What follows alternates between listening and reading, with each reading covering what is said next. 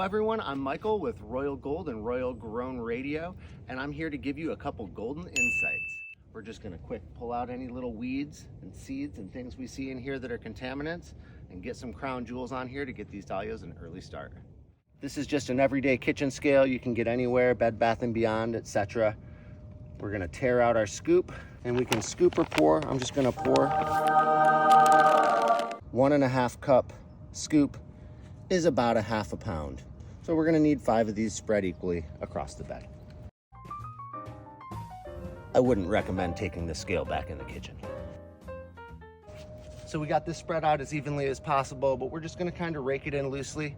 We'll come back over with the hose, water it in, and we're ready to go. Our dahlias will have the jump start they need to put on vigorous vegetative growth before they start building buds and blooms in the spring.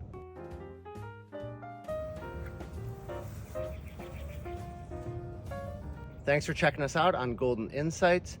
This was a quick tip on how to get some nutrients back in your soil after all the winter rains and precipitation have washed that nutrient out of your plant beds.